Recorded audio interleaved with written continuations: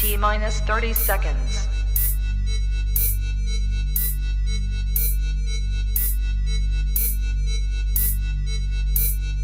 T minus 20 seconds.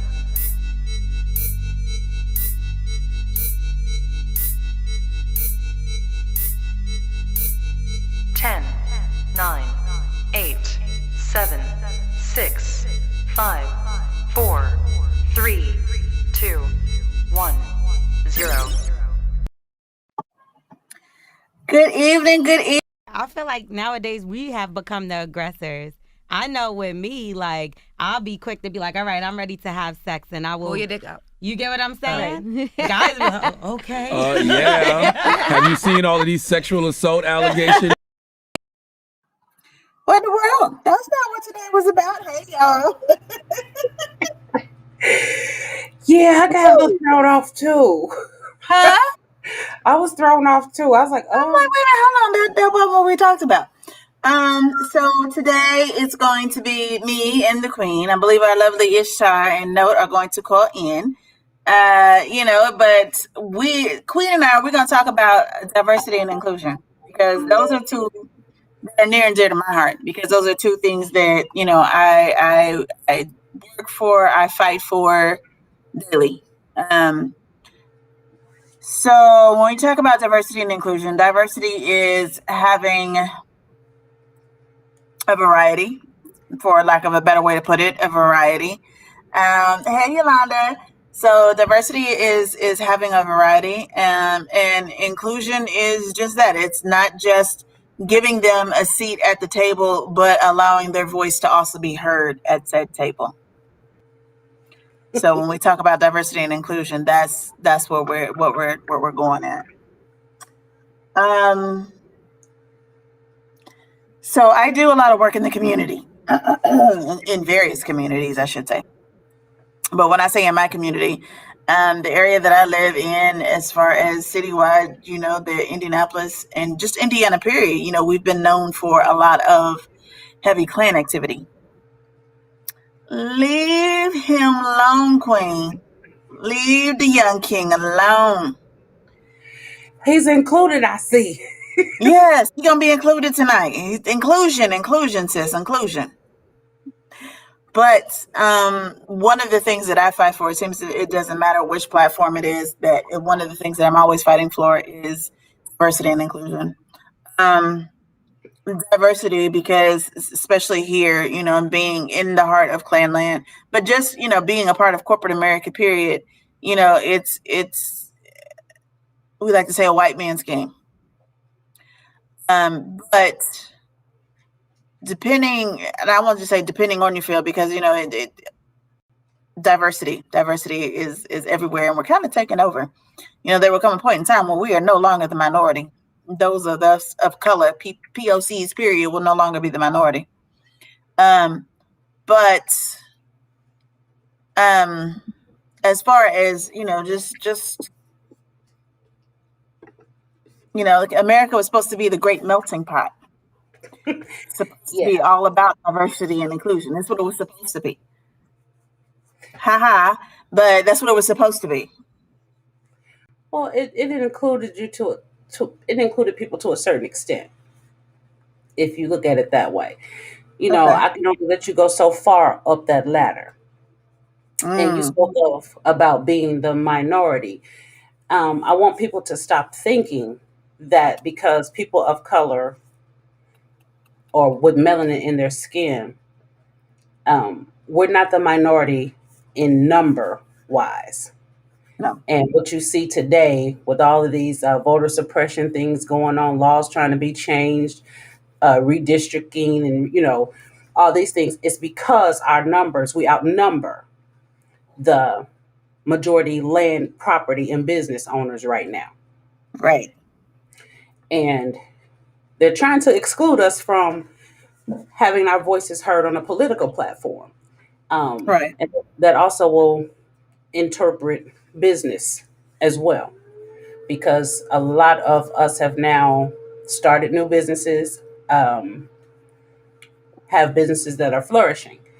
But when you want to include the diversity, I've noticed, because I work with a lot of people from Africa, Mm. and some from Haiti, and I think there was a couple that I had from some Latin speaking countries as well. And they tend to feel like they're, like you said, their voices aren't being heard in the workplace. Um, Mhm. but they can contribute a lot of valuable information and be very productive. Absolutely. And when you have corporate America shutting out these ideas, people feel like they can't grow in those positions. And then you have valuable staff leave, and you don't they don't tend to understand that until they leave and they feel that impact of their absence. Mm-hmm. And I say that even in with us being in the positions that we're in, if you leave, your absence should be felt. Where some Absolutely. people can leave, where some people can leave, and you can be like, "Whew, I'm glad they go." Listen, we're not even going to talk about that. But yeah, I But think that when it comes down to um, when you talk about people's voice being heard, that goes back to inclusion. You can give me a seat at the table, but if you're not going to allow me to be a part of the discussion, if you're not going to allow my voice to be heard, then I'm not being included. So therefore, inclusion is not being achieved. So we can have all the diversity we want, but like you said, those people who work, yeah, that you work with, they're just like, yeah, I'm here, but I'm here, so there's your diversity. But at the same time, my voice is not being heard. Is what I say, what I do doesn't make a difference. yeah, and they kill me when they send out those like surveys, tell us how we doing type of thing. You hear people say it's not gonna matter anyway. You don't want to hear what I got to say, Right. and so that makes people shut down. I'm not going to offer you my talent when one, you're not going to, it's not going to make a difference. It's not going to have an impact, or somebody will take your idea and run with it and say it was theirs. What is that? Intellectual property is what you work for me, so whatever idea you come up with, that's mine. Yeah. Well, and you see that in the documentation when you sign off for the position too. Yeah. If you create anything, I Any ran into that ideas? at our old place. Yeah. Yeah, I ran into that at our old place. I created a few Mm-mm. things. Yeah, Where we used created to a work. few things. Uh-huh. Uh-huh. Yeah, But that's why because them that people ain't in idea. business no more. Yeah. Well, they did it the wrong way. Because I'm gonna tell you the idea that I sent out there, the proposal to include laptops in tuition. Yeah. Yeah, Wouldn't it I make sent sense? that out. Yeah, it made more sense. And I did that before we moved to the new building. But yeah, it was crazy. Um, and then our brother Des, he did the reentry thing. That was his baby, Mm. but you would have never known that because his idea was, he was excluded from it, Right. put on it and taken off. Good Lord. Yeah. But So I mean, then still made to do it. yeah, yeah. And I mean, and those were $1 million babies. Those were $1 million babies that people were excluded from. Um, and it's this is a difficult thing to even really talk about on a corporate level Right. with what's going on the social level. Right. Because Right. you see the diversity that is happening every day. No matter whether people want it to happen or not, it's happening. And then you also see the exclusion of people. Yeah. Because I got a serious problem right now with our current administration. And Already? huh? Already? Yeah, I do. I knew we was gonna have some problems. And what I mean by that is, and this is not a jab at Asian American or Latino, anything, but the Asian American dealt with, I'm going to say, hate crimes, if that's what you want to call them, all of 1 year. Yeah. And the first day of, being in office, you pass anti-Asian hate crime bill. And we've been dealing with this stuff for over 400 years. We go back as far as the Emmett Till lynching bill. We go back to the George Floyd. We got the John Lewis civil rights. We got all these things out there, but yet not one bill has been passed for us. And our voices, our inclusion, our diversity, and our tenacity in our fight got these people in office. Mm-hmm. But yet we still excluded. Okay, when are you going to say, okay, I got you there. Now it's time for you to put on the table what you said you were going to do. And this is where I am with it. The workforce is one thing. We're going to have to deal with that as it comes. But I'm more on the political side of it, the social side of it right now. Because if we can get the social side right, the workplace, we can handle that on our own. Yeah, we're going to have to. Yeah. I think that a lot of times, I tend to blot out the world. I'm not going to lie to you. I have so much going on right now in my own little bubble. Until that, so world news is not one of those. I'm like, I can't deal. When my sister damn near had a nervous breakdown watching the Derek Chauvin trial, I was just like, okay, nope, turned off. We can't deal. And even before that, just the whole aftermath, I think that was for me, the cutoff was George Floyd. So all these incidents and stuff have happened since George Floyd, but I couldn't really tell you about any of it because I'm not aware. But when we talked about the Asian hate crime bill that was actually passed, and I'm just like, really? We've been fighting hate crime and trying to get hate crime bills passed for how long? But you can pass an Asian one, like right now, just like right off bat. Yeah. Snap your fingers and it's done. But you have to think about this too. You look at the economic stance of the Asian population. Yeah. And what they're doing. But we as Black people don't understand that we are probably the biggest contributors to our economy because we're the ones spending money. Think about how many people took them damn stimulus checks and just bought and I got tired of seeing them little Amazon trucks and FedEx and UPS. Girl, listen. People was shopping like crazy. Girl, we didn't get stimulus. We still waiting on all of that. However, we have 2-3 Amazon drivers. We know when the Amazon truck is supposed to come around here. That's it's bad, but I mean it is what it is. How do we restructure our mindsets, and how far do you feel that we have come in the social economic realm since 2000? Ooh. It's funny that he asked that question with me sitting here with a millennium baby behind me. Right? Since 2000, we're stagnant. We're stagnant. It looks good on the surface, but a lot of people are still one paycheck away from welfare.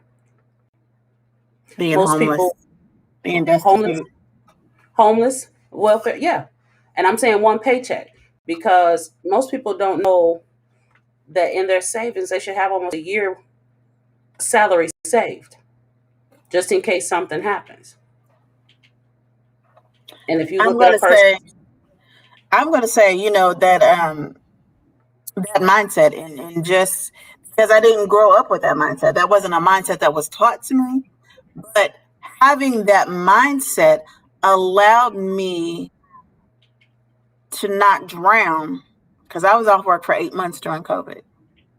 It allowed me to not drown. Like, I wasn't riding around on a yacht and a motorboat, and all of that, going on vacations in the French Riviera or whatever, but I didn't drown Right. during that time. And I mean, I still had clients and stuff, so I was still doing my own personal business. But as far as like having a job, but I do believe that mindset of the savings was my saving grace. The funny thing, 2020, I saved a lot of money, and I mean a lot. And my son talks about me because the stimulus checks. Okay, I got them, but I haven't touched any of them. All 3 of them were saved Yeah. on top of other revenue that was coming in. And I started seeing, a trend of things that was happening. And I said I wasn't going to be the one suffering. Yeah. And I'm not one to just gonna look for a handout, because I'm gonna get out and hustle and get it myself. But Right. a lot of people tend to wait and think somebody's gonna save them. And when I say that, I mean the government. I get that they're gonna give you the stimulus checks or whatever, but that's not who's gonna save you. You got to save yourself. And Absolutely. and when you speak of the mindset, I tend to, you hear me talk about it a lot. And if you, my friend on Facebook, you see some of the things I post, giving ideas on how to become self-sufficient. And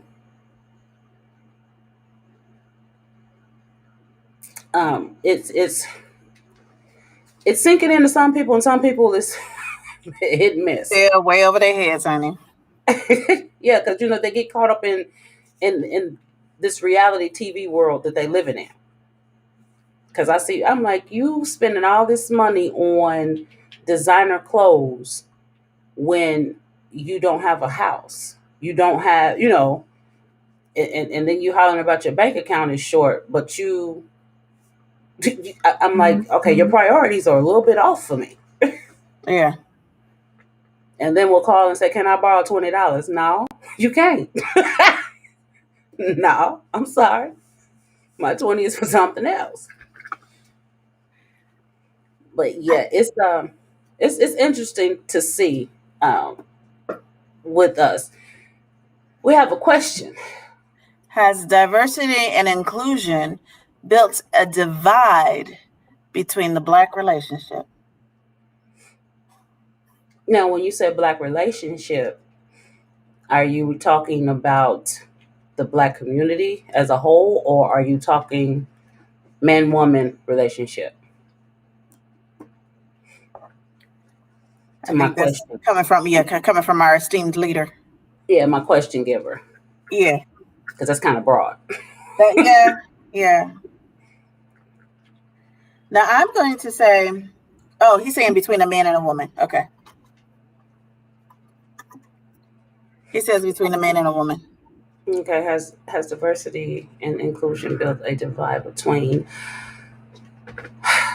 the Black community, the Black relationship between man and woman?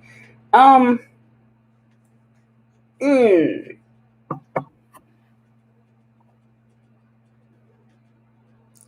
can say that it has to a certain extent, and when I say that, I would say if that person, if one or the other makes it to the top of that ladder, and then turns into something else, turns into that I'm better than you, you're not on my level type of thing.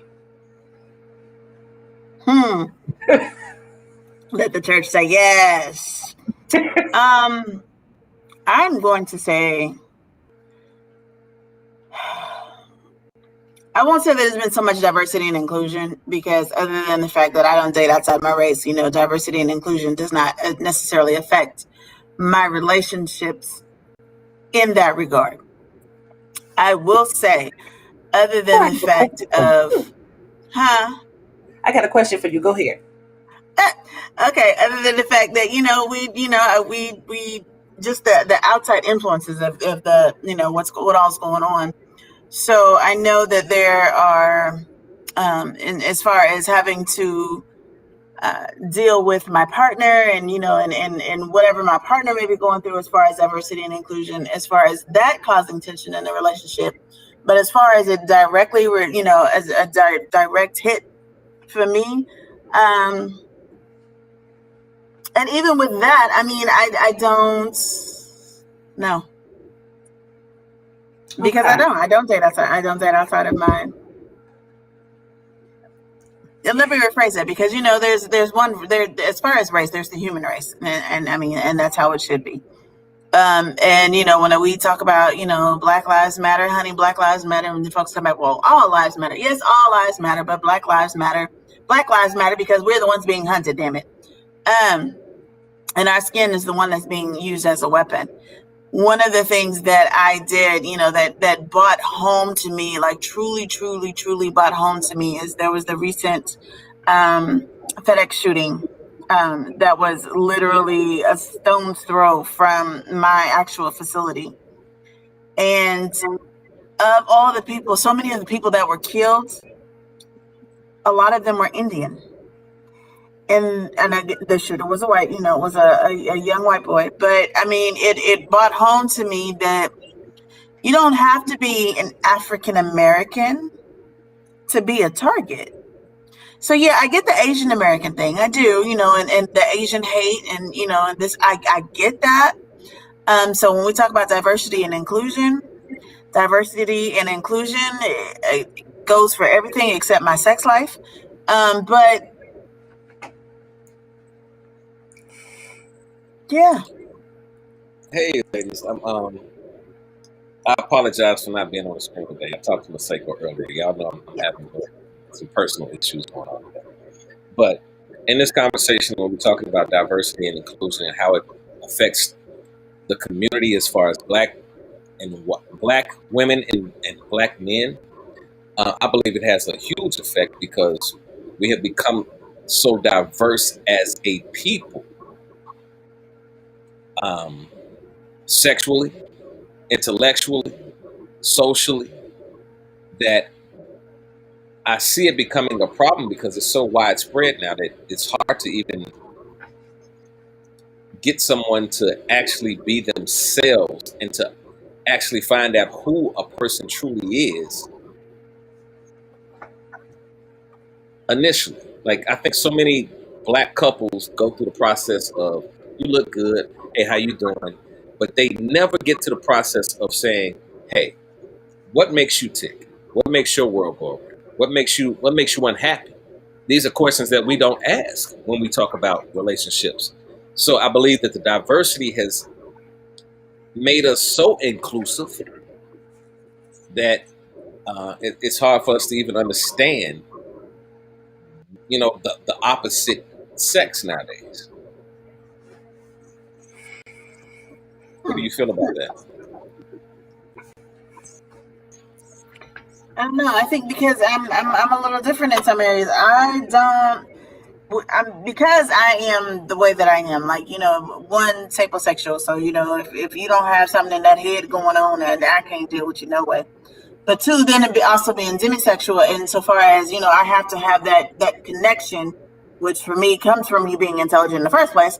Um, so I need to know all of those things. I need to know what makes you tick. I need to know what your thoughts are on the world politics. I need to know where you stand on child rearing, even though, my kids is grown. I need to know those things before I can even be like, yeah, okay, let's take this to the next level. Like, we need to be having those conversations, because you can't be like, oh, you look cute, da da da da da da da da. I'm feeling you. You look good, whatever. Let's go out and get to know each other. We're gonna have some conversation before I go anywhere with you.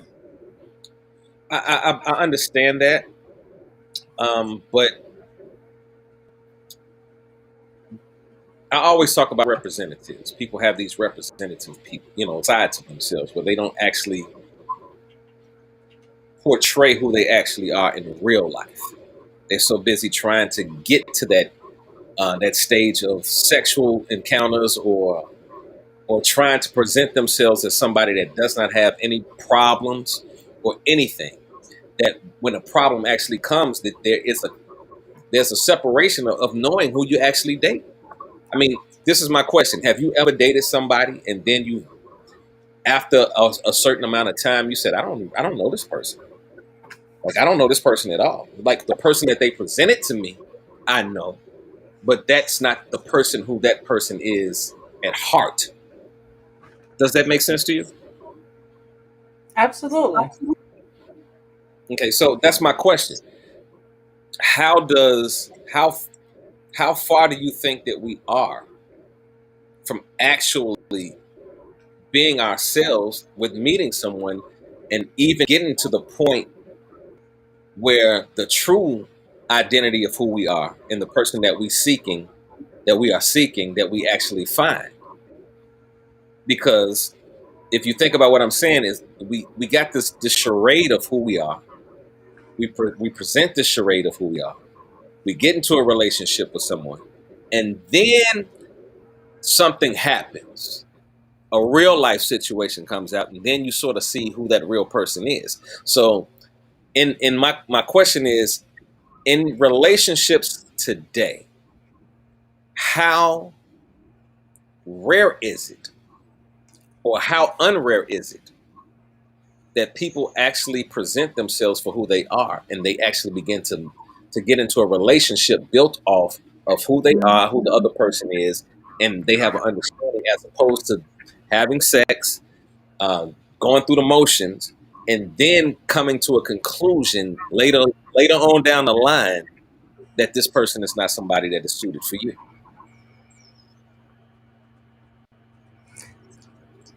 Um, I think the issue that most people run into, and I see it a lot, is like you said, that representative that everybody puts out there when you first meet somebody. You want to be on your best P's and Q's. You want to show that you want to show a different side to you.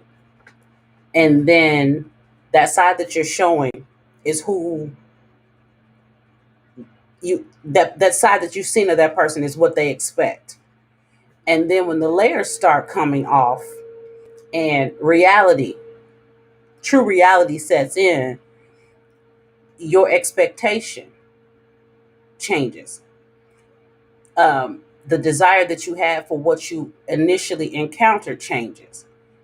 And then you start seeing those little quirks in people, like, oh, wait, can I deal with constantly calling me, wanting to know where I'm at, or want to know why I'm going this way, or whatever the case may be, whatever you're dealing with that individual. Then you start to second guess your decision. Most people do anyway. And then you have some who stick it out. They want to deal with it, and then it becomes a toxic situation. Maseko said it best. Certain conversations need to be had at the beginning of a relationship. And I'm not talking about that necessarily. What's your 5-year goal plan? All that. No, I'm not talking about that. Just certain little conversations that you should be able to pick apart that individual from their responses. See, people will tell you who they are.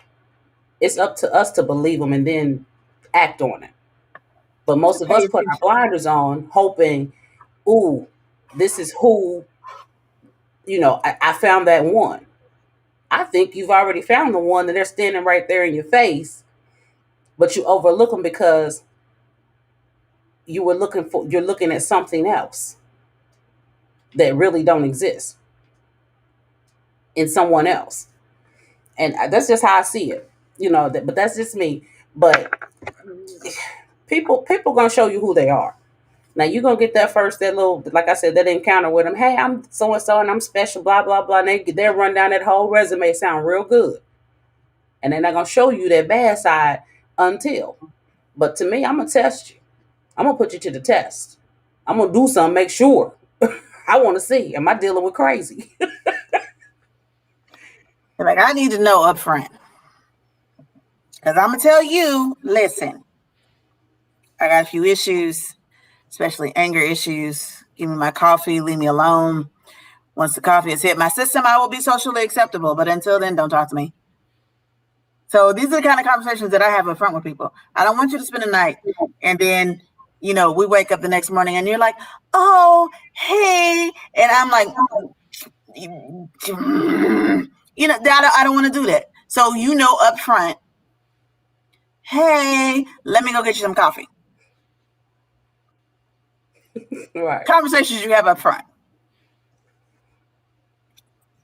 I'm to the point now that anybody that I meet, one of the very first questions that I ask them is, I'm not asking them like, what do they like? I'm not asking them, I will ask where they work and stuff like that. But my concerns are, what don't you like? What are things that you might find to be not prosperous for a relationship? Because the things that you might not find to be prosperous for a relationship, I might find to be prosperous, and vice versa. So at that particular time, it's like I can find out very quickly if we align. I think in dating, especially now in this day, it's all about what you look, what you post, and the persona that you want to make people believe that you are. I'm under the impression that in the day that we live now, with all the sexuality that we see, we have a lot of hurt people. We got a lot of people that don't even know how to identify, have a communication level where it can be successful.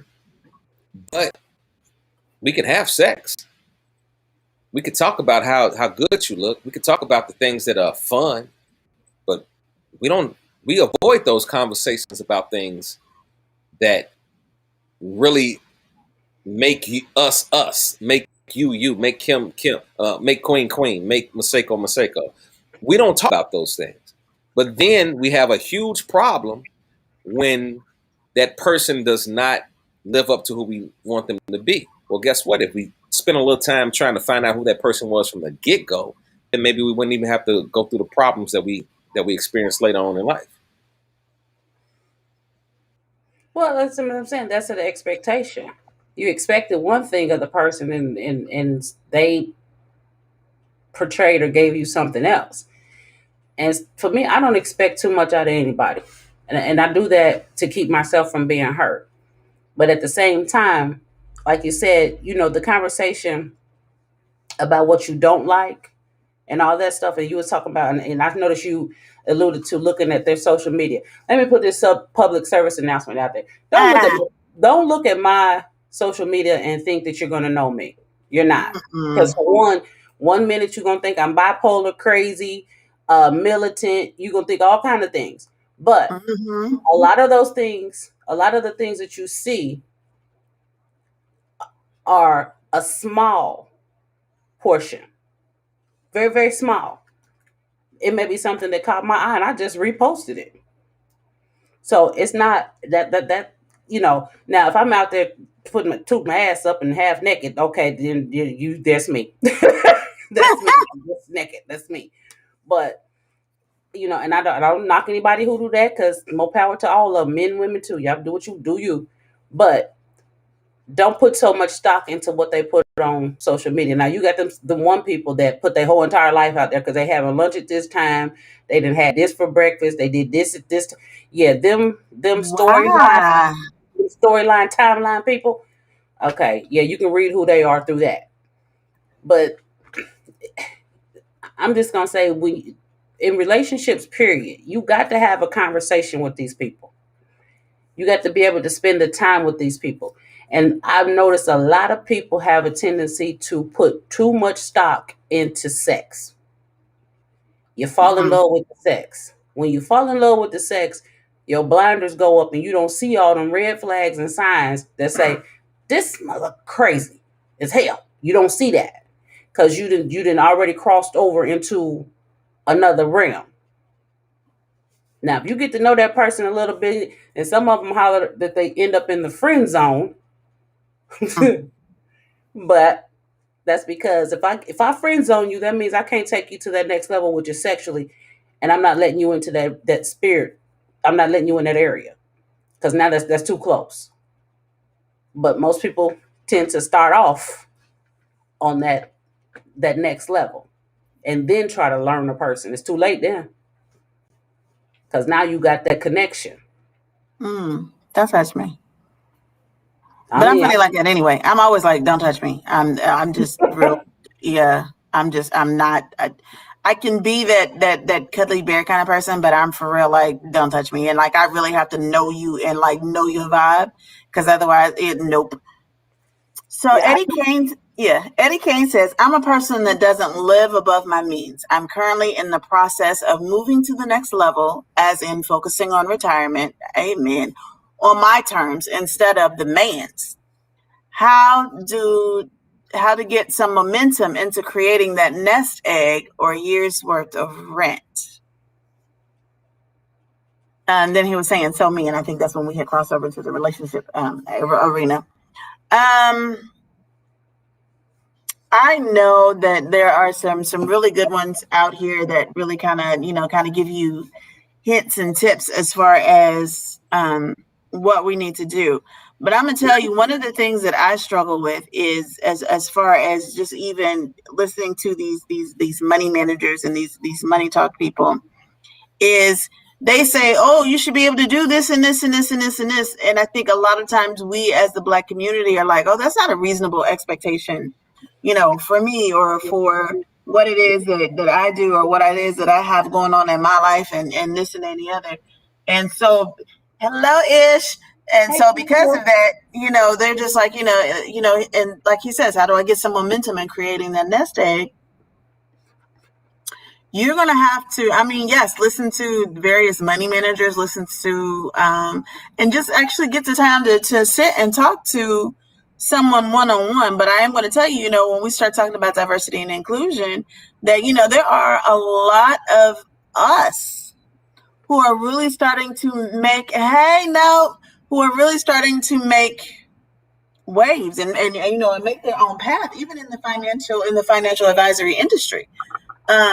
The wealth management industry. So, those are people, and I know a few people, and if you would be interested in me connecting you with them, I most certainly will. But when you get to talking about, wealth management and like I said, it goes back to the diversity and inclusion. We are really starting to just step into our own in fields and markets that, previously we did not. So, that is, so when you're talking about, I want to start, really saving up for retirement because, we slowly creeping up on that age, I'm here. You're absolutely right. Ish, financial literacy. Yeah. So, one of my very, very, very dear, true Black girl magic sisters, look, I'll call her in a heartbeat. Hey, let me ask you a question. My daughter does a lot of investing in things. But again, that wasn't necessarily something that it was a sister that opened her eyes to that and that got her started on that path. So we are making our mark and we're pushing our way into these fields that were previously taboo for melanated people to be in. Well, Hey, go ahead. And to add to that, Eddie, another thing that a lot of us tend to overlook is what's called passive incomes. And look, everybody look that up. Passive incomes. What that is incomes that have residual return, meaning it's going to make you money, continuously make you money. Ishtar, the sister said, financial literacy. Those things we have to become literate of the financial investments. Our investments, which is the stock. You can now the stock is a waiting game, but at the same time, it can become lucrative. You have to be able to the money that you put into the stock shouldn't be something that you expect to have back in 5 days, 15 days. It's a waiting game with the stocks. But I encourage you to look into passive incomes, look into the stock market, and certain investments. And then, by all means, pay yourself every paycheck that you get. Let's say you have a car that you paid off and you were constantly paying a car payment of $400 a month. Take that $400 a month and set it aside, because that now frees up $400. If now the other bills that you've been paying, that $400 is going to a car payment that you no longer have. Put that aside as a savings, and watch what you come up with over 6 months to a year's time with just doing that. Um, and then, like you said, if you're not living outside your means, there's ways for you to save money. But you just have to look at budget, your budget. A lot of people want to eat out constantly instead of cooking their food. You can save a lot of money.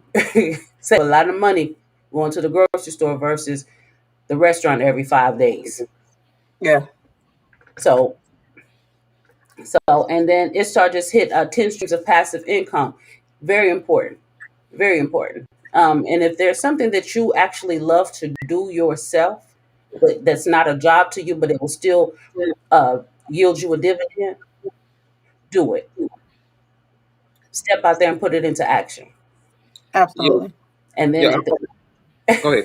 I'm sorry. I didn't hear you. Go ahead. I thought you were done. Go ahead. no, and I was just going to add too, because and then note put in there is very important to educate ourselves so we can pass it on to our children. We have to be able to leave a legacy other than a debt to our children. And then Say that again. Yes, we have to leave a legacy other than a debt to our children. And if you notice that generational wealth happens within other ethnic groups and not in ours. Well, But one thing that you that's just did, because we were not taught. you I'm just sorry. spoke on generational wealth. Well, the Yeah. first thing, in order for us to get to generational wealth, we have to break generational curses. Well, I'm gonna tell you this. And I'm gonna say this. I'm not gonna say generational curses. I'm gonna say generational education. I've heard people in our age bracket. My grandparents got 150 acres of land in some place, and we don't sell it. And I'm like, why would you sell the land? And they're thinking of the money. But like I told them, don't sell the land. Somebody's gonna come past and ask you, can I buy it? No, you can build what you want on it. I'm gonna lease the land to you. Now, anybody knows whatever's built on that land, whoever owns the land owns what's on it. Mm-hmm. That's why we still paying taxes on the lands on the houses that we didn't pay for 30 years. Because somebody else owns the land underneath our house, not us. So if you go to buy a house, make sure you get the land underneath it. That's so true. That's so true. I just want to take a quick The little. education. I want Go to ahead, take a quick little identification break for a minute. If you're watching the show, please share the show. But I would like to take this time, and then we're gonna get right back to the conversation. I want to take this time to let certain people know that I really do care about y'all, and I really do appreciate y'all. Starting with everybody that's on my show, starting with Masako, Queen, Big Carl, and his. I miss Carl. I swear to God, I miss Carl so much. I miss Big Note so much on the line when he's not on the air with us, and Ishtar, and even the other show, need the base. Talking Dirty After Dark as well. I just want to let y'all know I really do appreciate y'all. I appreciate y'all for putting up with me and dealing with me. But I really want to thank Look at this. two people right now. I want to thank Ishtar. Three people in particular. I want to thank Ishtar because Ishtar called me this. Four people. I gotta I don't mean to keep adding it to it, but I'm thinking about this week. I want to thank Ishtar because Ishtar called me this week Ishtar, you know what we talked about, and I appreciate you so very much. Um, your words helped me get through this week. I want to thank Shantae. I want to thank and ask Shantae to forgive me because I was clowning on the last show. But Maseko, um, I truly love you, baby girl. You have been uh, um, y'all excuse me just for a second. I'm gonna get back to the topic, but I want to thank Maseko so very fucking much. Maseko, you have no fucking idea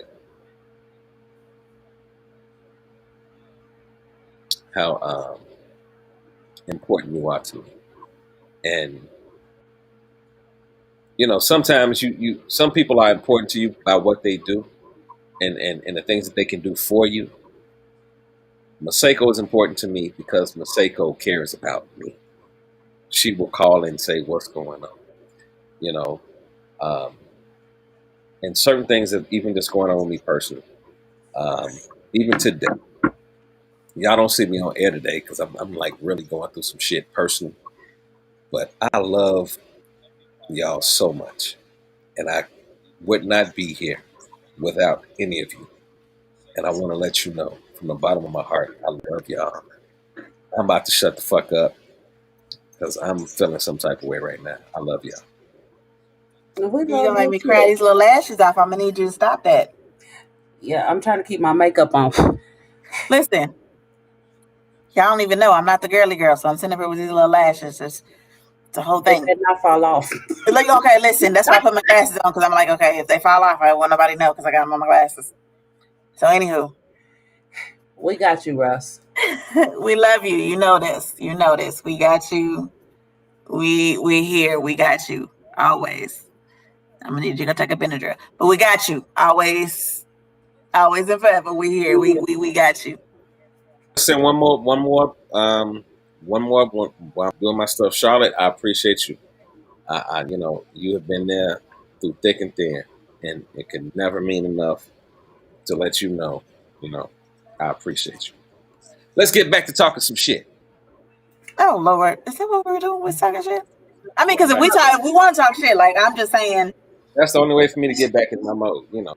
Okay, well then let's do it then. Let's do it. So I'm gonna go back to this whole. Okay, we're gonna throw diversity and inclusion out the window for a second. So Queen, you said you had a question for me when I said that I don't date outside my race, and I did mean that I had to rephrase that because I will say that I don't date outside of my melanated culture. Like it has to be a POC. Like I've had to expand because I've seen some deliciousness. So I've had to expand, but it's got to be a POC. You got to have some melanin up in your skin. But what was your question you was going to ask me? Because we need to get.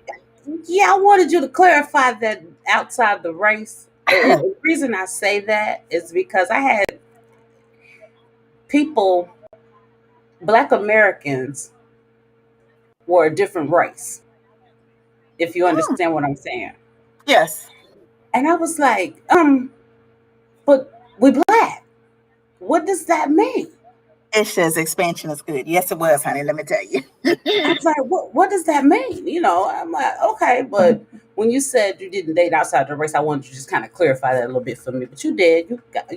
You said melanin. Yeah. Like I said, I had to I need you explain to because turn up there was. when the sun hit you. Yeah, there's that whole and I love all people. My daughter, her little friend group, the whole little rainbow coalition that they just all run around. Listen, it is what it is, honey. And my daughter does not discriminate based on race. Lord knows she doesn't discriminate. My child is the absolute definition of diversity and inclusion. I'll be like, what the hell is that? But I digress. Because it is what it is. I'm saying for me and in my temple is a POC temple. Shut up! No, why? No, it said don't matter what color you are, you only get 3 minutes. Hell, the damn 3 minutes. I swear on M&Ms. Okay, so wait a minute. Let me just ask a question. Not So does that 3 minutes, does that include foreplay? Does that include the whole, like, we got to get into the groove? So is there like 3 minutes of actual action? Like, I need clarification. Can you give me clarification? You're gonna get 10 seconds of foreplay with him, and that's probably pulling your clothes off. I'm just curious. I'm curious. I'm Him curious. them damn 3 minutes. I'm just curious. Ish, are you still with us? He said in and out. She's just like, oh my God. Oh my gosh. Hold on, let me tell y'all something. Y'all can quit talking about my man. Y'all can quit talking about my man Big Note.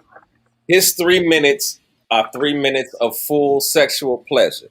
He ain't talking about taking off no clothes in them 3 minutes. So y'all quit pulling away from his 3 minutes. Big Note, I love you, G-Ball. You know I fuck with you, G. Nigga, 3 minutes to death. I ain't doing 3 minutes, but 3 minutes for you, my nigga. I rock with you. Okay, so 3 minutes in and out. So you might get some foreplay in there. So that's some extra stuff, maybe. So now we up to 5.5 minutes? I mean, I don't think the foreplay counted in on the 3. I don't think that counted. Oh, okay. That's what I was saying, that don't be trying to count his 3 minutes into the foreplay. His foreplay, what he doing to get that motherfucker naked, that's outside of that 3 minutes. Big Note's gonna crash for the whole 3 minutes. Now, once you get to 2:45, nigga, that woman better start praying to the Lord that he give her 3:01. But I'm trying to tell you, 3 minutes is what she get. Hallelujah, bless you, Big Note. I love you, bro. So okay, if you could have seen the princess's head snap, she just came out of her room. So she came out while Rush was giving his diatribe. That joker. See, my Can we just put a rating on the show? Like, this is like not safe for, if you're under the age of 21, this show is probably not. No, this show is not meant for anybody under the age of 21. And Note's 3 minutes is not meant for anybody under the age of 35. Now, I say 35. 35. Oh, okay. Note might still want to bang him a little young. That's all I'm going to say. Well, he ain't gonna get that's fucked up. I can't see y'all the way I want to see y'all, but I'm talking all my shit I can talk tonight. Let's go. No, gonna get fucked up for 3 minutes. That's for the 55 and over. Right, because you go up under 45, you're talking about some 3 minutes. You know what, black eye.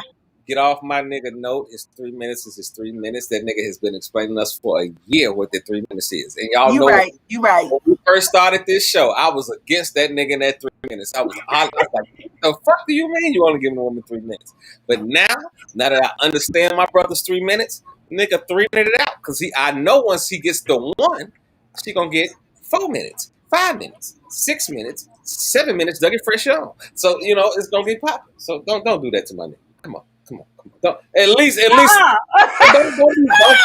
don't fight him when he ain't here to fight for himself. Don't do that. He fighting. Listen, read that. He's fighting.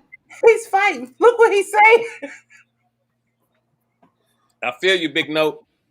He said, "No, young broads smell like pee in bed." I can't stand no. Oh my goodness. Look, even Ish had to be like, what the hell? That's my nigga. You know what? I'm just going to say this about Note in his 3 minutes. He is a man of his word. He done stood on it.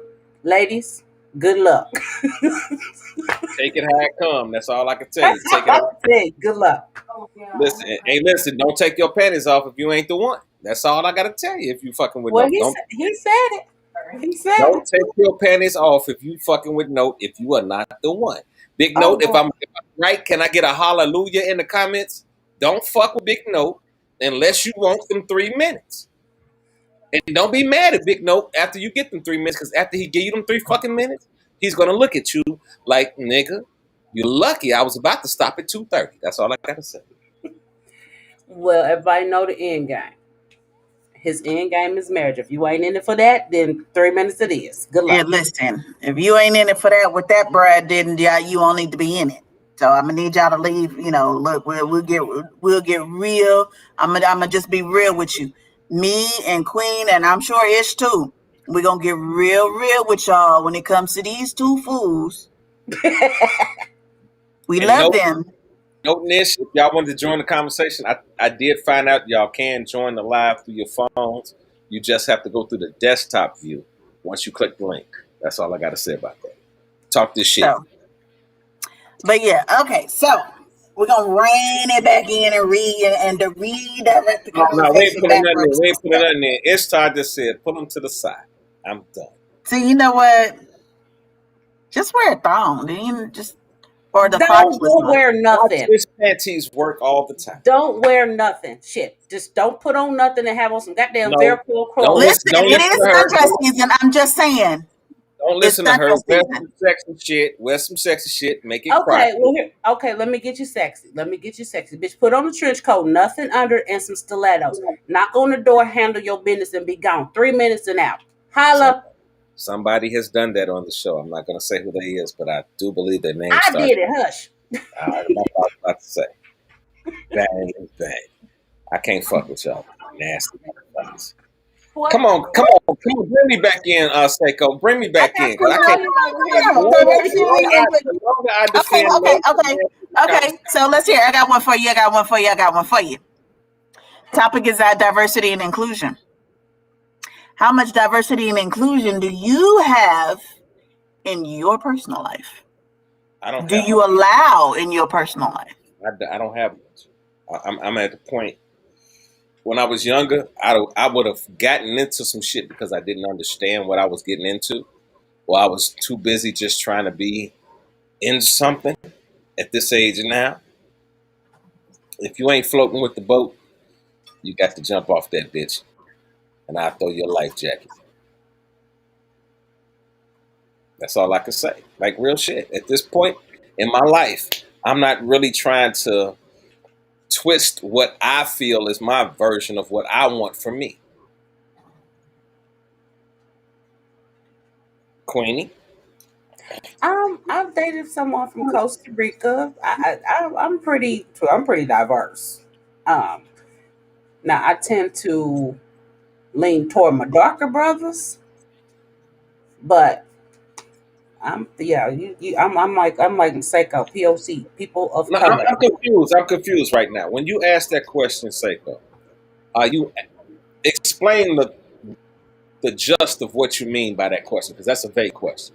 Because the way that she just answered that question, I listened to what I said and I said, no, we talking two different ways. Because she mentioned other races, but I'm just ask your question again in specific. So I'm 95% diverse. When it comes to diversity and inclusion, how much of that applies to your personal life insofar as who you entertain or who you allow to be around you? Now, this is the thing for me: Oh, I'm very diverse. diversity and inclusion goes to each person individual. Because what I'm diverse about, and what you feel what I'm saying? Like, you might meet somebody like I'm listening to y'all right now. You talking about like dating all across the board. I get it, because I'll date outside my race too. But when we're talking about what I'm thinking about is what I can put up with, what I can't. That will determine what my diversity is to the person outside of that color. Does that make sense? No. Okay. You can find somebody that is diverse from you. Listen. You can find somebody that's diverse from you in your same race. Oh, So explain to that. me, I can find somebody that's completely diverse from me. That means they're different from me. They have some differences than me in my own race. I don't even have to look outside my own race to find diversity in the black community. Every black woman is not the same. Every black man is not the same. Every black relationship is not the same.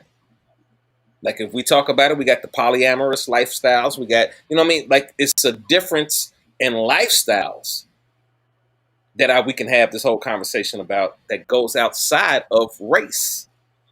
Ethnically diverse. Because when Okay. we're talking about diversity and inclusion in this particular setting, when we talk about diversity and inclusion, we're talking about the fact that when we go back to having a seat at the table, meaning, Okay. we're bringing everybody of all races, of all genres to the table. So my question then becomes, when we are talking from a racial standpoint, how does diversity what is the diversity and inclusion, how does that affect your life? How do you allow that to impact or parlay into your life? Well, in that aspect, I'm very limited. I'm very limited because guess what? This may sound crazy. Guess what? I'm only interested in one type of white woman. If I was to talk about a white woman, it would be a redhead, a pure redhead. Just something about them that I find sexy. That I don't find sexy. And if the woman had blonde hair, I wouldn't find her sexy at all. It could be the same woman, same body shape, same facial shit, but I'm attracted to that redhead, Irish, you know what I mean, type of female. I'm not attracted to the beach blonde. I'm not attracted to the brunette. If it comes down to Spanish culture, I'm attracted to a particular type of Spanish woman. So I think that question, that's a very, very deep question, because I think that is an individual question. Everybody has a different diversity in what they like. Some people don't see color at all. That's bullshit. That's so much bullshit. Okay, I'm sorry. I need you to see my color, honey. So Alasi said something that I can relate to, in that they said, none, I need that understanding. I will not say none. I do not date white people. There are some of the most enigmatic and some of the most, lovable people in my life are Caucasian people. However, when it comes down to a relational standpoint, if you cannot understand why I fear when the police pull up behind me, if you cannot understand why there's some areas of town I still ain't going, I don't care what you say. Oh yeah, we live down here now. Bullshit, I ain't going. There are still sundown towns in the state that I live. Sundown meaning if you got some color in your skin, you better not be caught down there after sundown. You're going to be the strange fruit on the tree. Listen, that's still all very real. Even in today's society and where we are today and where we live, it is very, very real. So for my life, but I have never forced this on my children, and all of the children have partners of different genres and whatever, the Rainbow Coalition, like I said. So, but for my life, we're not going to do that. If you have no understanding of, and I'm going to just be real point blank and frank, as far as like white men, for me, they're very few and far between that I even actually find attractive. But that is because in my mind, I am still stuck on the times where, as a Black woman, I would not have been able to say no if that man was attracted to me or if that man decided that he wanted me. So as I am right now, as I stand right now, and that's the reincarnation and the lives that I have lived through just through the ages, all standing with me firm. The lives of the ancestors and those who came before. Nah, brother, no. Take yourself on over there somewhere. You might be the sweetest thing in the world, but I'm gonna need you to carry your ass on somewhere. This ain't for you. This ain't the ride for you. That and the fact that I'm half-ass crazy. Now, I ain't even half-ass crazy. I'm a little on the crazy side, so this really is not gonna be the ride for you. But my friend group, I got some of everything and everybody. I can see Kim got something to say. Come on, Queen. Come on, Queen. Don't put me on the spot like that.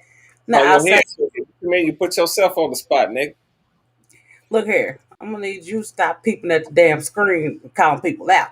But I'm pretty much like Maseko. On the business side of things, I'm very diverse. I'm open to hey, if we're gonna get these coins, let's get that.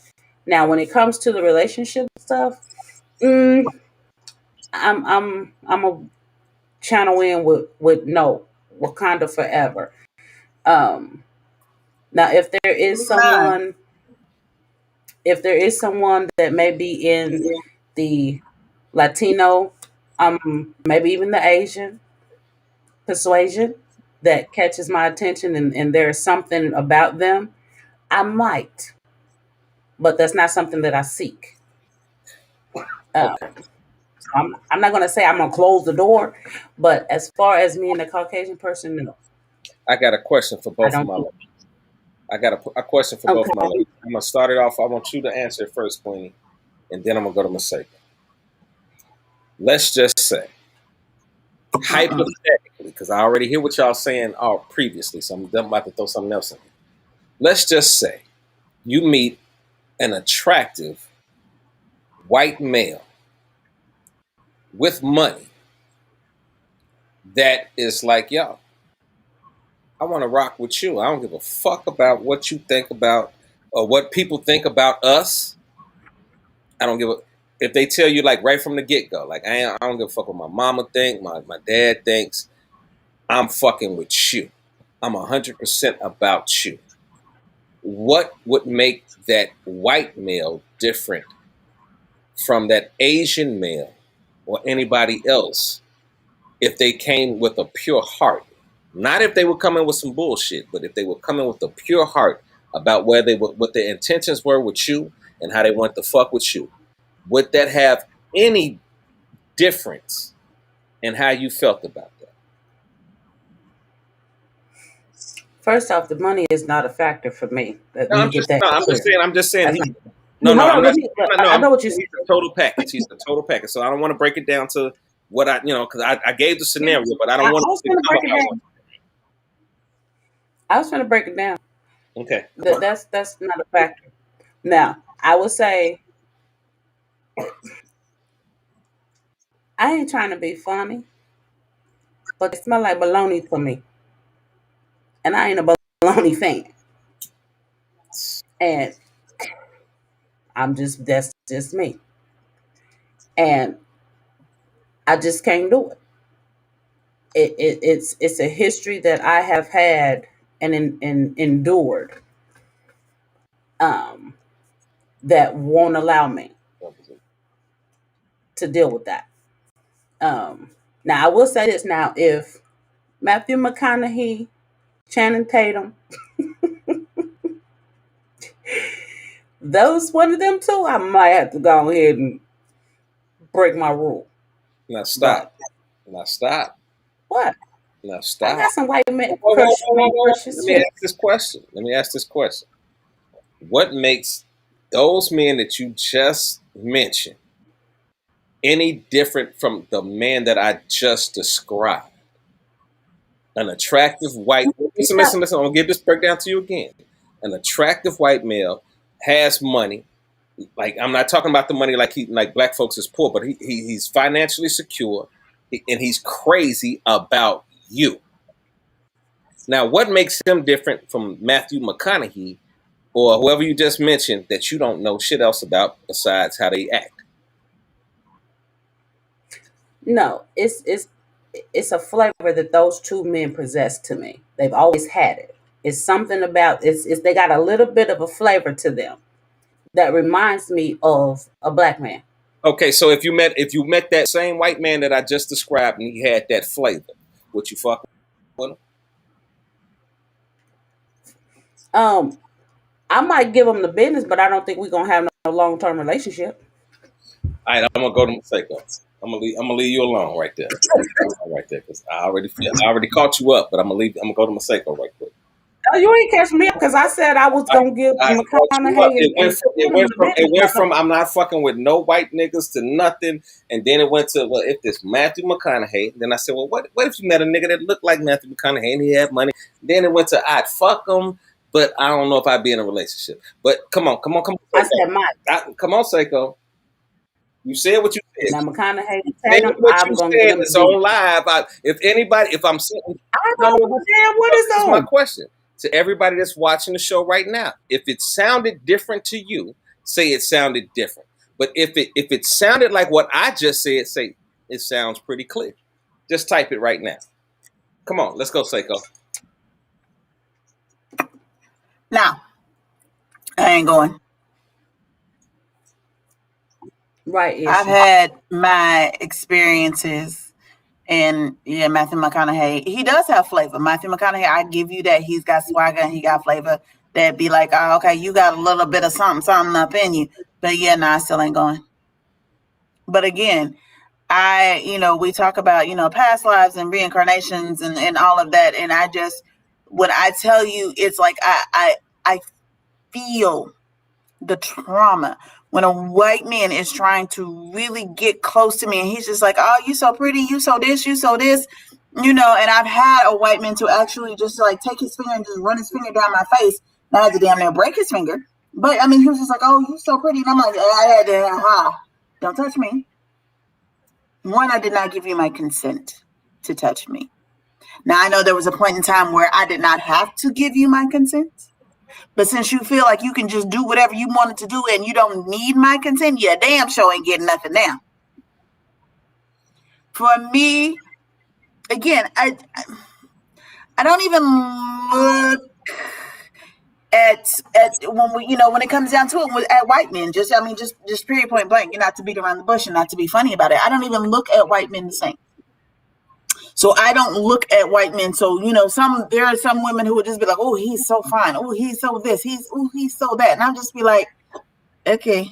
Because that doesn't appeal to me. So I don't know it. So I don't see it that way. I just saw 3 people leave our live. I know they was white. I know y'all just hurt their feelings. I'm just playing. Come on. Oh, listen, I was be offended. I'm just saying. 3 of them just get up and just leave. They just left. They was with us for like 15 minutes. I just saw 3 motherfuckers just get offline right now. But go ahead. At the same token, I'm cool as a fan. I've got some coworkers. We hang out. They on my page. We vibe. We kick it. It's cool. One of my best friends, she's still probably mad at me. She's been mad at me for about 2 years now, but I still love her. And she was one of those I had to explain white privilege to. I got a question. Hear me when I say that. I had to explain white privilege to, and when she finally saw it,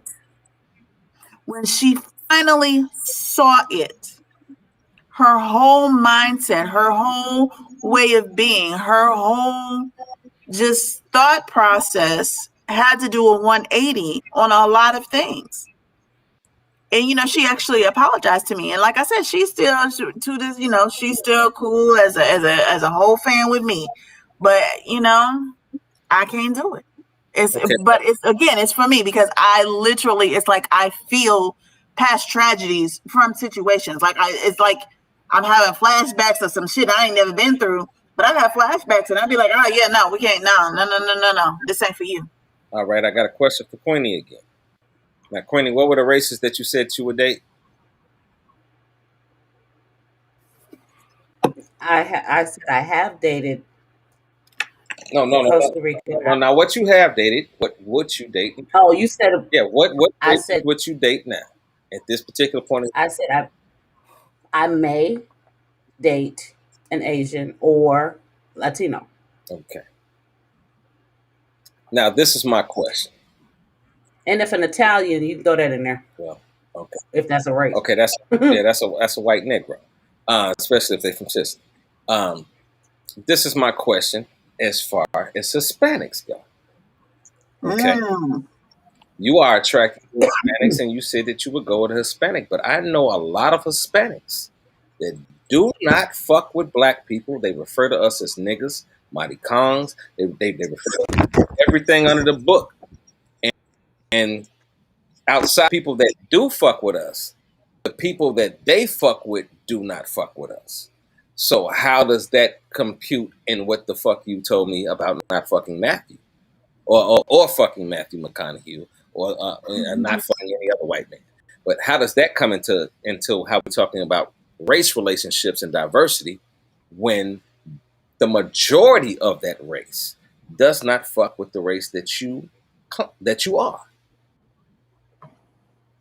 It don't bother me. It's their choice. So this is my question.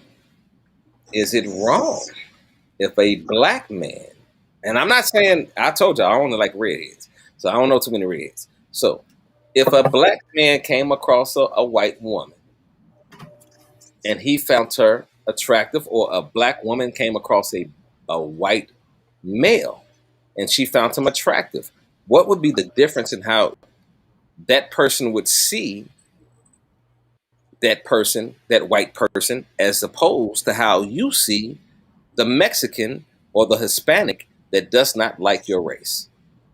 As a whole, not saying all Hispanics don't like your race, but as a whole, they don't like us. It's this, in my opinion, it's the same thing.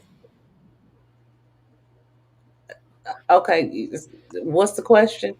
How could you date a Hispanic person of descent where their nature does not like you, but you have a problem with a white person, with you're basing it off of what their nature was in the past, not the person that's dealing with you? I'm not necessarily baiting it off of them. I'm baiting it off of me. Okay. And what I feel in regards to that. Now, if a black man got with a white woman, that's fine. I see it all the time. I got a black friend who's had a white husband and vice versa. But only issue I have with anybody dates outside the race, only issue I would have with any of that is because my brothers, hell, they date white women. Do not talk about the black woman. You can have whatever color you want. But when you start bad mouthing the black woman, that's when me and you gonna have a problem. And I know that the fantasy for a white man is to have a black woman. That's the fantasy. And yeah, I could be your fantasy maybe if I choose to. Now that put two people out there that I would, yeah, the two white men, but not everyone. No, just because you're a white man with money and all this, I've met plenty of them, but I'm not. No, I'm not gonna be. It's not that simple for me. Okay. Seiko, Now, go ahead. now, and as far as the Latino people who you're saying that don't like black people, my friend that's from Costa Rica, that's a Spanish speaking person. That's Latino descent, and every one of them that I met loved black women, and I've ran into some here that hey, muy bonito and all that. Okay, thank you. I'm very pretty. Thank you. I got it. But is it a difference between loving the woman and loving the race? Like, if you think about it, are there white men that will fuck a black woman but not like the race? Are there black people that will fuck another Yeah, race but not like the race? So yeah. I have absolutely will. because this is what I I think. got a friend. Hold on, one I second. got a friend right now. This is what I think of. This is what I think of. When we first went into the riot situation in the whole state, in the whole country, with the corona stuff, and we started to deal with racial stuff with the police. There was a situation here in Chicago. And if anybody here in Chicago knows what I'm talking about, let me know if y'all can remember the situation. There was a situation in Chicago where there were white people coming into black neighborhoods and fucking up neighborhoods with black people, which was stupid to me. Because how can you let somebody else come to your neighborhood and fuck up your shit? But then the Hispanics said, if y'all niggas come over here, we shooting y'all ass. They didn't say nothing about the white motherfucker. But they specifically said, if niggas come over here. And it was a huge thing in the city. Like the city was on point. Like niggas that I know personally was like, yo, if I see Hispanic, I'm prepared to go down. So the truth about who they thought we were, not the fact that we didn't sold, drugs with them and bought, fucked around and with our races and shit and done all kind of other shit. When it came down to a boiling point, they ain't fuck with us. They didn't fuck with us at all. And then I went to look online. It wasn't just Chicago where that particular descent of people was saying fuck the black race. Like fuck them niggas. That's what they. I'm telling you, I can put one up right now on live. They were saying fuck us. They was like, we ain't fucking with them niggas. So my question to you is, them white people said they ain't fucking with us either. So how could you fuck with a Mexican of descent where the overall percentage is we don't fuck with black people? But you can fuck with that one, but the white race you say I can't fuck with because they say that they don't fuck with black people and what they've done to black people in the past. Well, guess what? Those same Hispanics, and I'm not speaking against all Hispanics. I'm keeping this shit real. Look at the comments right now. They wasn't fucking with us at all. They was like, fuck them niggas. And they was going on live with their pistols and talking about, I don't fuck with this gang over here, but we made a truce. We ain't going in their hood, but if we see a nigga, we shooting their ass. And niggas was not. And then guess what? Black people were making responses to the post that the Mexicans were making. So my question again is, if the Mexican race doesn't fuck with you the same way that the white race doesn't fuck with you, how can you make the distinction of saying, well, I'll fuck with this particular Mexican or this particular Latino and not fuck with at least one outside of Matthew McConaughey? I want to say that. Outside of your Matthew McConaughey. How can you say that I'm not fucking with no other white man? So I'm going to chime in on this one. And only because I understand y'all have that situation up there in Chicago. But I ain't never, maybe two Hispanic women, where, and I've known a lot of people. I've traveled the world. I've known a lot of people. I've never known any true Hispanic cultures to. Are you reading the comments? Again, I said, I remember the situation up in Chicago. No, but I'm not discounting the situation in Chicago. It wasn't just Chicago. Like when I went online, I saw other cities where the Mexicans or the Latino race was like really saying like, fuck, if a nigga comes over here during this time period, we shooting their ass. We can say it was the Latino race, but it could have just been a pocket of Mexicans. It could have been a pocket of whoever. I've gone to Puerto Rico and it never had an issue. I've gone to Costa Rica. I've gone to Brazil. I've gone to Mexico. I was more readily embraced in Mexico than I was here in Indiana when I came back from North Carolina. So you can say, but in general, as a race, I mean, you want to say, these people over here hate black people. Okay, cool. As a race, they hate black people. They just do. But I mean, you can't say the actions of one. We cannot say the actions of Adolf Hitler speaks for all Germans. That's what I'm saying. But you're proving my point.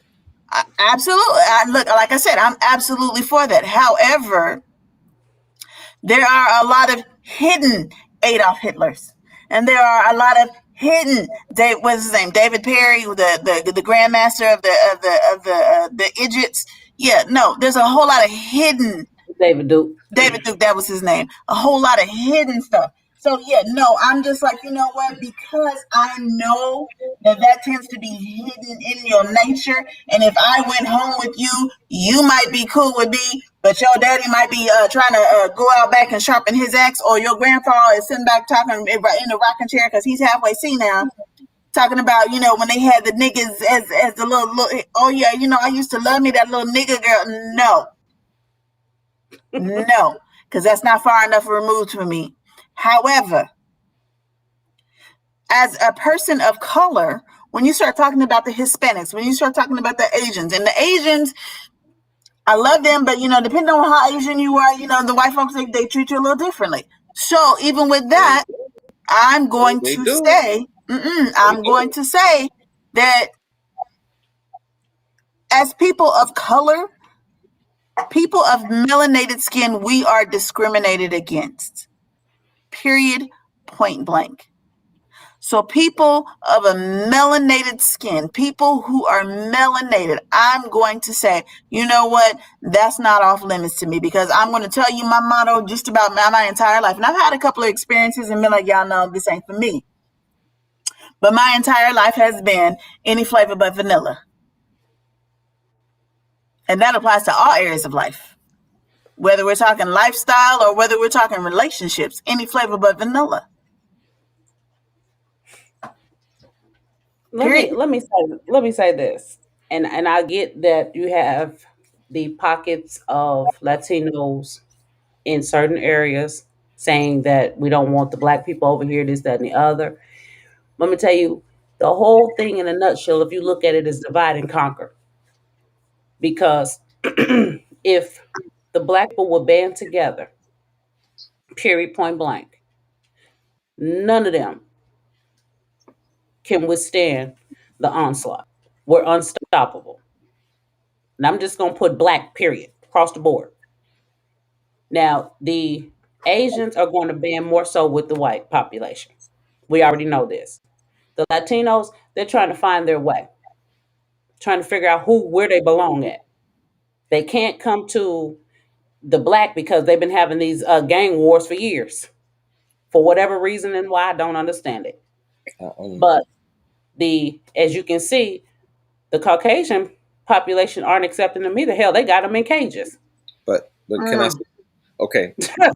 Now we're gonna go to a different level of diversity because we're gonna talk about dating. But you just spoke about ethnic wealth to a certain degree. My black people, please do not get upset with me with this next comment, because it's gonna upset somebody. Let's look at every other race. Latinos, they will live 10 deep in a house to get one person set up to get straight and move on to the next one. I know this for a fact. We talk about the Polish race. They stick together. Every other, the Asian race, the races that we didn't talked about tonight, they stick together. Add the Jewish in there. The Jewish are, wait a minute, whoa, we ain't gonna even talk about the Jewish. The Jewish are so cold with what they do, they run under the radar. We don't even talk about Jews the way we need to talk about Jews and how they run our media, the stuff that we see, the programming of our minds. That's all Judaism ran money. So that's a whole nother conversation. But my conversation is this: why is it that we as black people cannot conform to the ideology that we need to unite? Because whoa, let me say this. I want to get this point across to anybody that may be listening right now. We are the only community that they do not have to worry about destroying itself. Yeah, they got Mexican gangs and they got all kind of other shit, but the black community, that's they gold mine. We fucking up all the way across the board, from raising kids to having a family to having a job. We fucking up all the way across the board, to being niggas on the block. We are the only race since the 90s and the 80s and the 70s that are known for being niggas on the block. Everybody else that does what we do, they in a different ball game. Niggas that pimp bitches when they white, they not pimps. They extort females. That's a whole different ball game. Well, I'm gonna hit you with a different. I'm not gonna say different. I'm gonna hit you with a few aspects of why this is. Okay. Now, you mentioned the pimps and that they extort, white people extort females and we pimp them. Black people pimp them. The thing that we have fed into, bought, and accepted is the propaganda and the stereotypes placed on us. Those stigmas have stuck. We have embodied them, we have embraced them, and we have accepted them. We have never rejected them. You call somebody a nigga, they accept it. Okay, I'm a nigga. Then we took it as a term of endearment. We tried to take the power from it. Okay, we did that to a certain extent. Now, the other cultures that you mentioned, every one of them know their history. Our history was stripped from us. If we go back to our foundation and see how we operated, the family structure that we had and that was in place, and taught that from generation to generation, we will be stronger as a person. But when we were brought over here, all of that was stripped away from us. Mama and daddy could be living in the slave shack. Daddy get uppity, mama get uppity in the kitchen, whatever the case may be. They sell off the children. Daddy goes one way. They embedded separation in us, and we never rebounded from it. We still have it. Then, as our elders were getting older, they did not share their history with us. Some did, some didn't. Some people have grandparents that have passed away, and they don't even know that what their grandparents went through. Like the other day, I'm speaking to my mother. She's 80 years old. And there were some things that she was saying to me. And I'm like, Mommy, you should have said this early on. We do not share our history with each other. Now, I can tell you about Pookie around the corner that got shot, or Lisa down the block that's on crack. I can tell you their history. But it's a negative connotation that we've always carried. And we need to, now, those are the generational things that we need to break, the curses that we need to break. But you have to share that history. You have to communicate with your people. You got people now that's outside, you scared to walk down the street and talk to people. For what? When you allow propaganda and everything to dictate how you, as a matter of fact, we let society dictate who we supposed to be. If you accept society calling you a lazy nigga, Shiftless nigga. then them too. But I'm gonna say this: niggas didn't get lazy until they start saying you got to pay me for my labor. Yeah, but When no, I'm the just shit saying. was free, I'm saying you a good nigga. the mentality of what niggas have gotten used to. You just listen how we talk to each other. When we get into arguments with each other, oh my God, you hear? Well, I mean, but you think about it. What do you see on TV? How are we portrayed on TV? That's a whole nother How are we systematic. portrayed on TV? That's a whole nother systematic program. Programming. They program our people all day, every day. And then you got young mothers and fathers sitting their kids in front of TVs, video games, and half-assed raising them. Why? Because they don't want to be parents. Come on, talk to me, Seiko. Well, I ain't gonna say that to be parents, but think about it. That's when you talk about that wealth, and I said that generation is handed down. They didn't get that hand me down. So now you got to beat them streets to make that Yeah, money. yeah, but I'm gonna say this. I'm gonna say this And too. hold on. You got to beat the streets to make the money. But when we was coming up, we had a village. If my mama was at work, everybody on my block kept an eye Yeah, on me. You yeah, do but that now. You do I'm that gonna now, and correct somebody's child. You got to fight. yeah, but I'm gonna tell you this though. We're from the same era, right?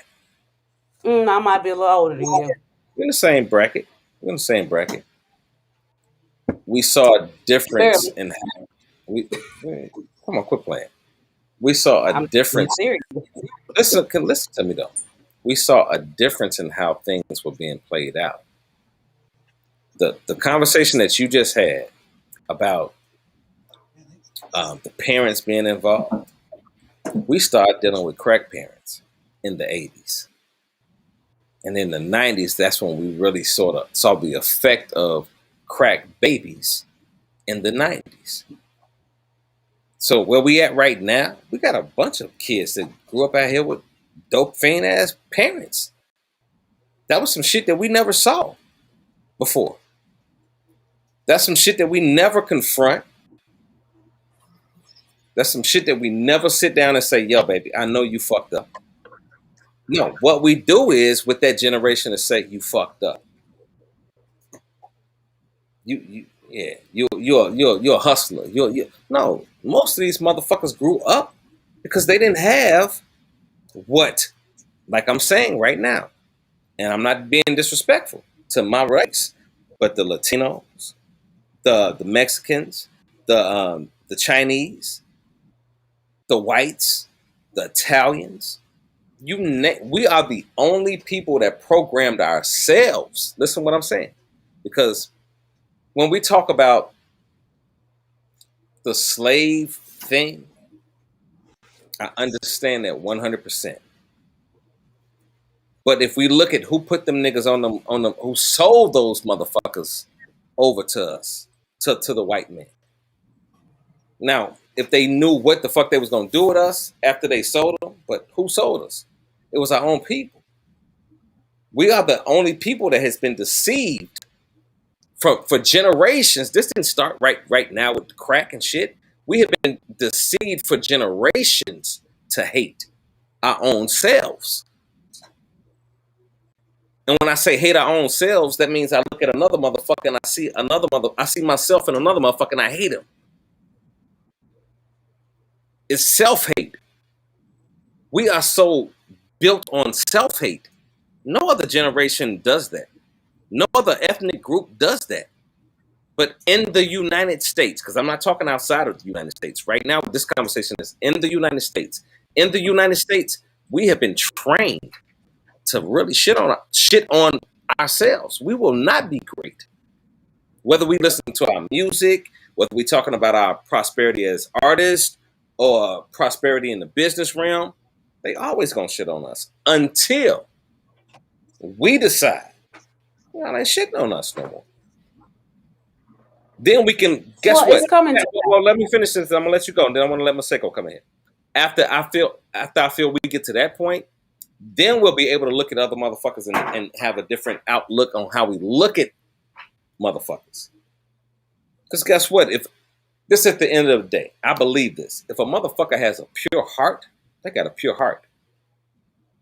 If they're a good person, they're a good person. Regardless of their race, their color, whatever. They're a good motherfucker. Now, if their mother was a racist and their daddy was a racist, if they are not, they are not. Even if they were raised in a fucked up household, because guess what? A lot of us are raised in fucked up households, but we have a different outcome. A lot of us are raised in good households and have a fucked up outcome. So it's really about who you connect with. Let me bring in Seiko. Ooh, I was letting y'all go because y'all was on something. Paul says we are the only race that has been systematically sought out to be destroyed. We are the far superior race. Yep. They don't know it. It says language mindset creates and destroys. Conda says these kids are disrespectful these days. The parents don't teach like we were taught. And Ishtar says reflections. I'm going to say that I am absolutely in agreement because we no longer allow the village to do what it did with us. With some of us. Because even with it being within our generation, there's, it almost seems like there's a dividing line, even within our own generation. Yes. And I say that because, I am closer to 50 than I am to 40. But being closer to 50 than I am to 40 There was a different mindset. Like Mm-hmm. something happened in the span of those 10 years Mm-hmm. that really just changed. Kicked in. It just absolutely, I have, the parents who, they was in our ass and everybody up and down the block was watching us.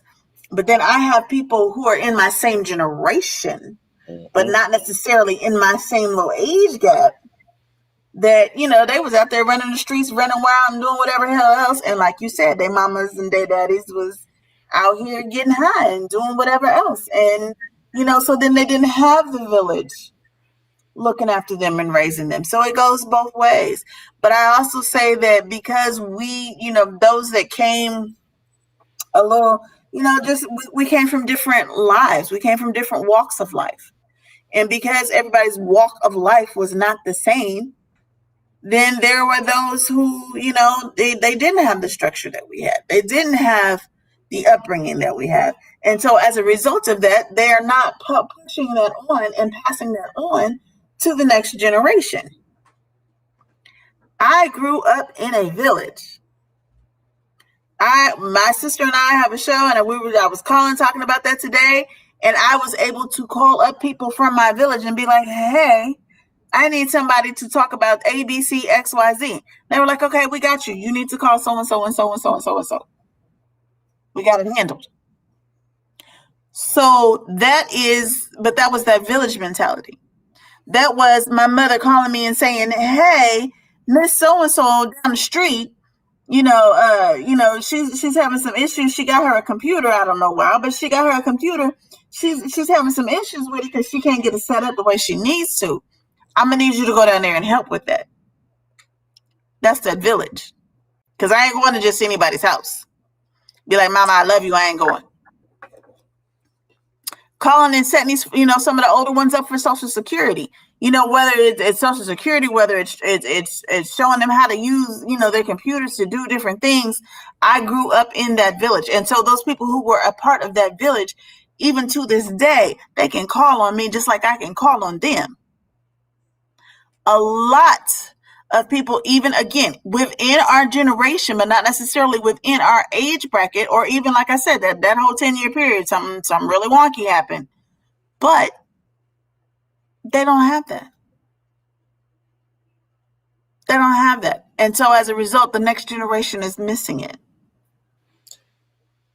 And see, that's the thing. For me, like,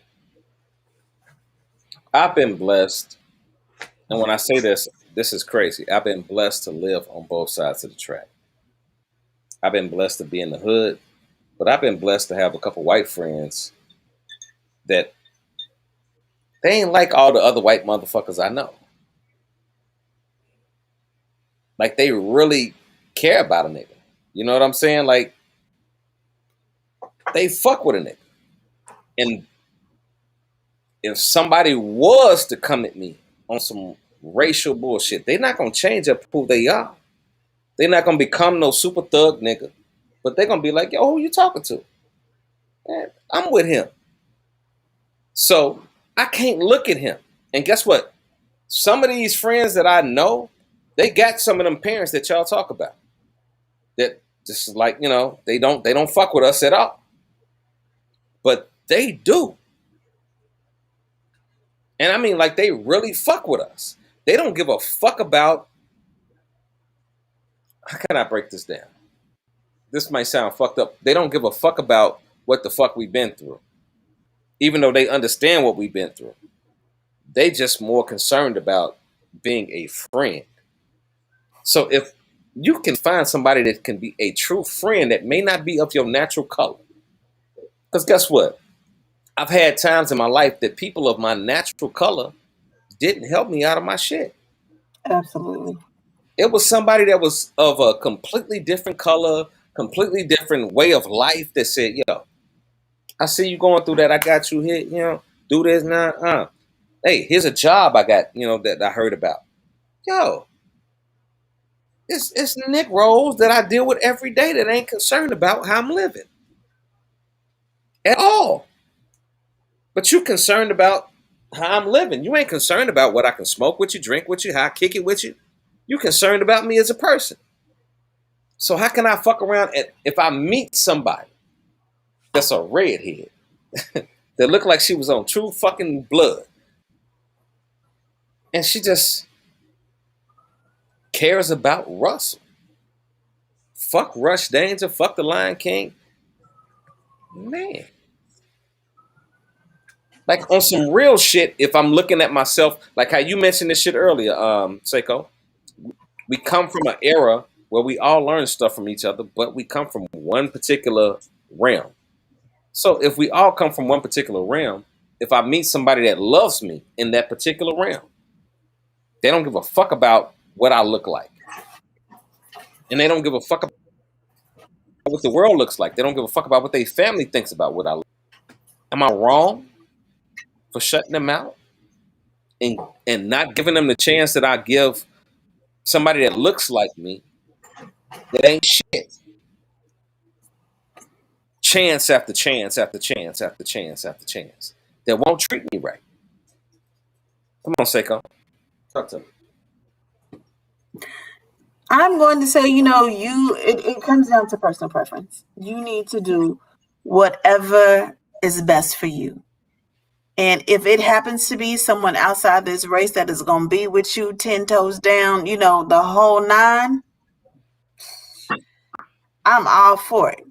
I don't believe that, because especially with my children, I believe that, love really does not know any color. I'm not one of those that's just be like, oh, you can't find love with a white person, with some white, redhead, green-eyed, whatever. I that's not me. I'm never going to tell you that is not valid. I'm never going to tell you that is not me. And the only thing I can tell you is that is not for you. me. I get you. That is not what I seek, what I accept, because I grew up with, if we can't use the same hairbrush, then bruh, that ain't it. But on the flip side to that, I actually had my mom to ask me, well, have you thought about dating a white man? And I had to turn and snap my head because I was just like, lady, look, Black Panther lady who named me after, a king in Africa who had led his country to independence away from other folk. Really? You of all people, you who have pounded this in my head my entire life. Now you're like, have you ever considered dating a white man? No. Hell no. That's different. That's a whole conversation. That's a whole conversation in itself. When somebody that told you to go one way and then they come to you have another different conversation. That's crazy. Yeah, because she's a little. I love my mama. She's anyway, but yeah. I mean, when I say militant Black Panther, yeah. Like I said again, my name is Kenyatta. It don't get too much more from the motherland. I'm named after Jomo Kenyatta, the king of Kenya, who led the country to independence in 1965. Hello, it don't get too much more black than that. But at the same time, so she asked me about 2-3 years ago, well, have you ever decided, have you ever considered dating a white man? And I'm like, no.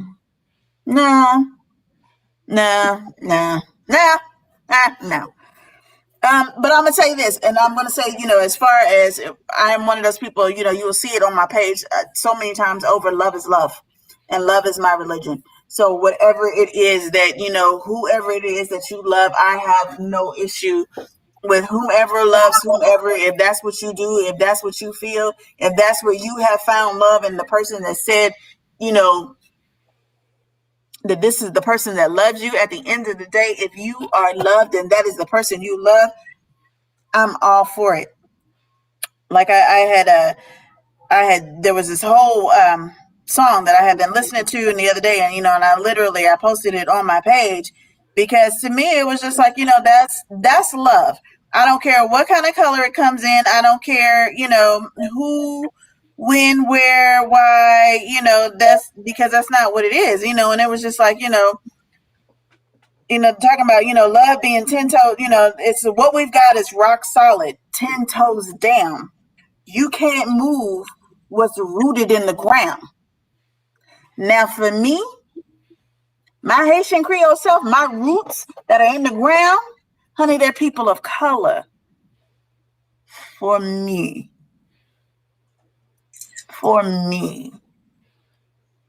For my child, for any of her siblings, it's whatever love is for any of them. My older daughter, I have beautiful grandchildren. My older daughter, husband's white. He treats her very, very, very, very well. My oldest son, I don't know what the little chick is. But again, he's in love. She treats him good. More power to you. My youngest one, now that little chick, she is a person of color. She's not black. I don't know what she is, but she's a person of color. They that's toxicity all on its own. But you know what? Right now they're just like, oh, but I love him. Oh, but I love her. And I'm like, okay. But that's their choices. But for me, I can't even say, the scripture goes for me in my house. I can't even say for me in my house. I can say for me, for my temple. It has to be rooted in melanin for my temple.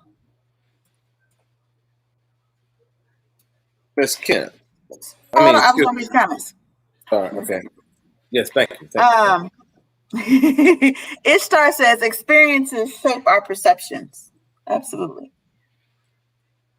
Mama said, keep your mind open. You can still love our brothers, but LOL. Absolutely. And she says infinite love.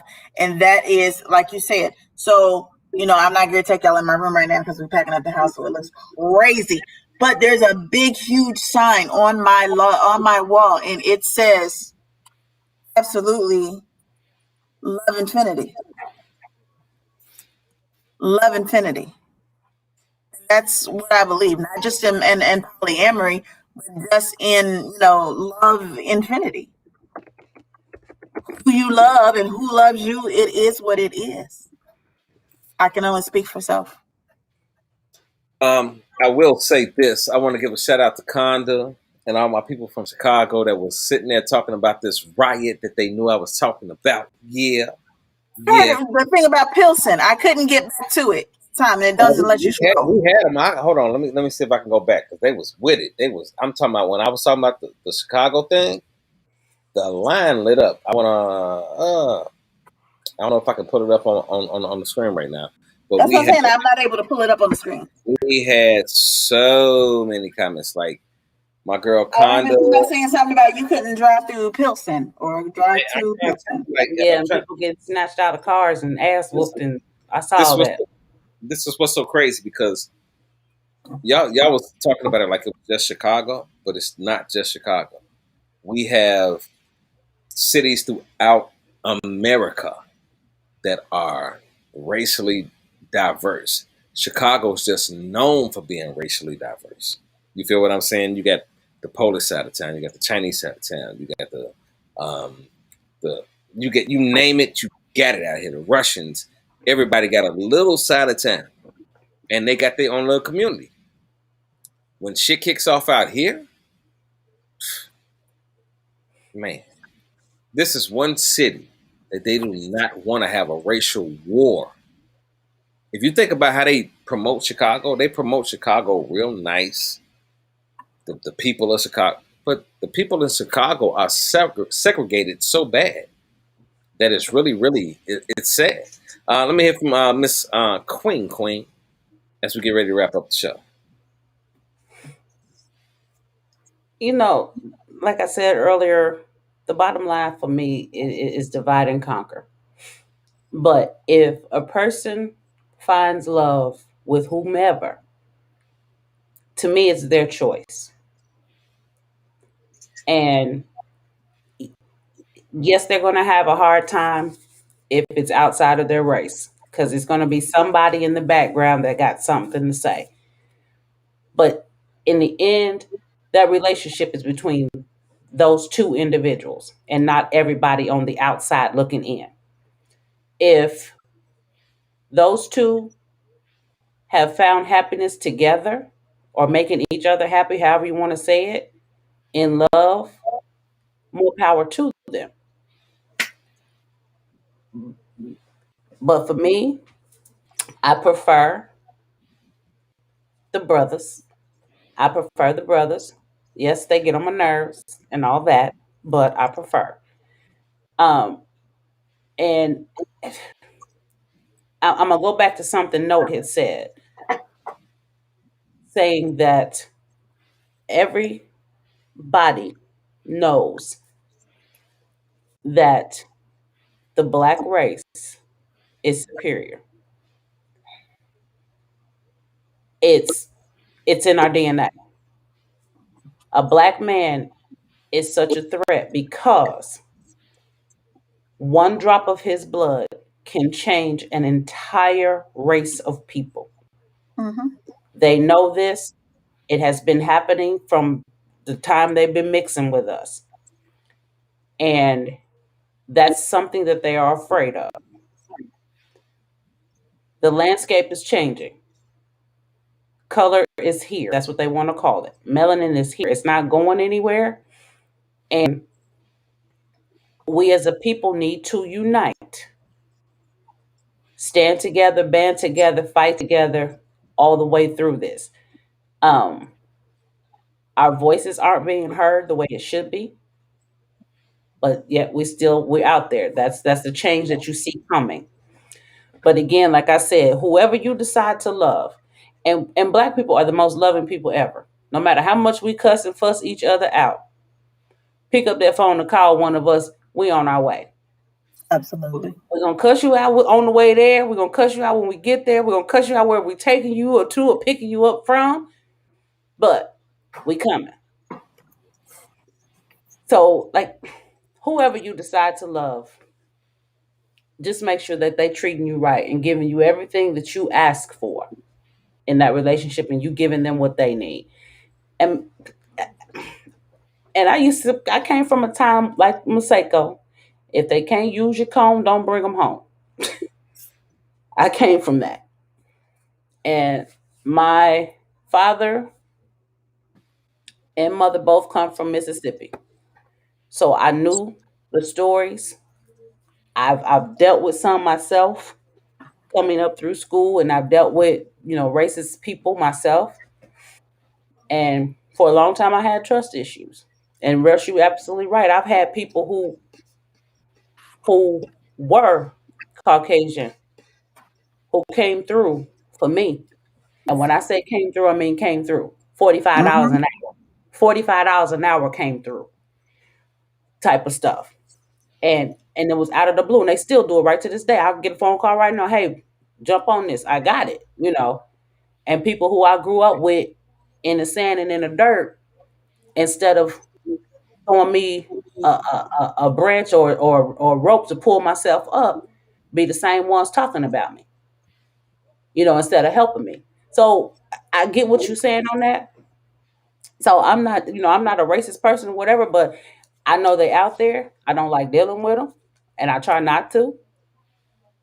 But I'm going to love my brothers like no other. Well, I'm gonna tell y'all this. I appreciate y'all, and I appreciate the conversation that y'all had with me tonight. But one thing I'm gonna say is this tonight, and then we're gonna get ready to wrap up the show. Don't fuck around and fall for somebody that doesn't love themselves before they love you. If they love themselves and are true to themselves, they will love you regardless of, in my opinion, whatever race, whatever size, whatever